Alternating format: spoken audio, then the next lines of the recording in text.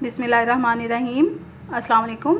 आज मैं आपके साथ इमली की चटनी बनाने की रेसिपी शेयर करूंगी। तो चलें शुरू करते हैं।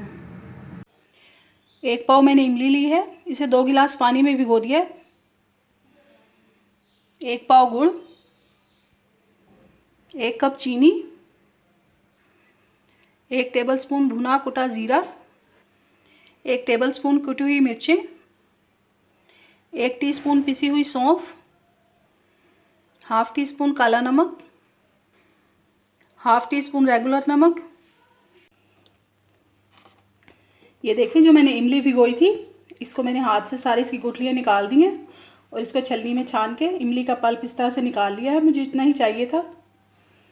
ये देखिए, इतना गाढ़ा काफ़ी है। ये देखें, इसमें मैंने इमली डाल दी है। अब मैंने ये तमाम मसाले लिए थे, ये इसमें शामिल करूँगी।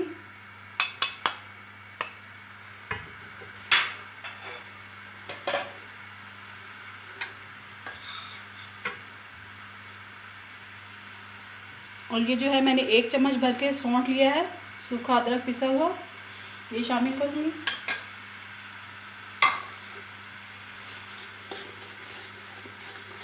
चटनी को अच्छी तरह पकाएंगे।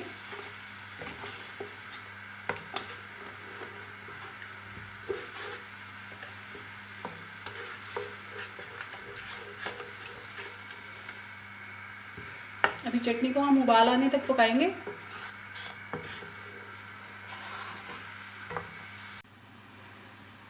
ये देखिए, चटनी में जो है बॉयल आने लगा है। अब मैं इसमें गुड़ डाल दूंगी।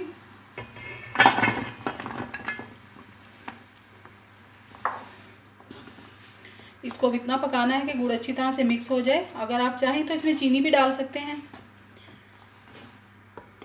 इससे पहले जो है, मैं चीनी वाली बना चुकी हूँ चटनी इमली की। उसका लिंक मैं एंड पे दे दूंगी वीडियो के, और डिस्क्रिप्शन बॉक्स में भी दे दूंगी, आप ज़रूर चेक कीजिएगा।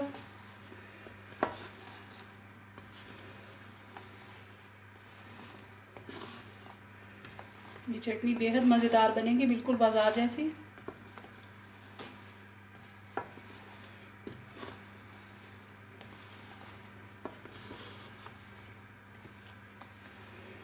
इस चटनी को जो है, हम 2 से 3 महीने तक फ्रिज में रख के इस्तेमाल कर सकते हैं। वैसे तो ये जब तक बचेगी ही नहीं, इतनी मज़ेदार है। लेकिन फिर भी अगर आप रखना चाहें तो 2 से 3 महीने फ्रिज में आप इसे रख सकते हैं, किसी कंटेनर में डालकर।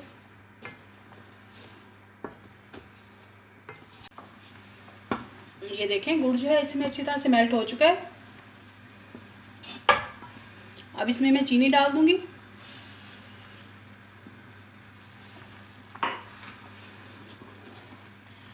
अब चीनी जो है, ये भी पानी छोड़ेगी। अब इसे इतना मैंने पकाना है जितना हमें गाढ़ा चाहिए। इसको 5 मिनट और पका के फिर मैं इसे चेक करती हूँ। वैसे तो मैंने इसमें गुड़ डाला है, चीनी मैं इसलिए इसमें डाल रही हूँ कि इससे जो है टेस्ट में अच्छा जायका आएगा। अमूमन लोग जो हैं वो ये चीज़ें नहीं बताते, तो आप ये ट्राई करके देखिए। इंशाल्लाह औरों से अच्छा टेस्ट आपको मिलेगा।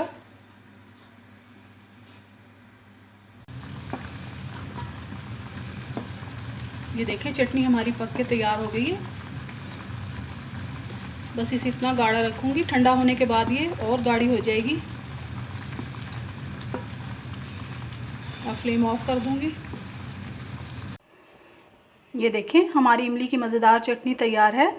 इसको आप समोसे, पकोड़े, दही बड़े, फ्रूट चाट, हर चीज़ के साथ इस्तेमाल कर सकते हैं। बहुत मज़ेदार और आसान। ट्राई ज़रूर कीजिएगा। दुआओं में याद रखिएगा। अल्लाह हाफिज़।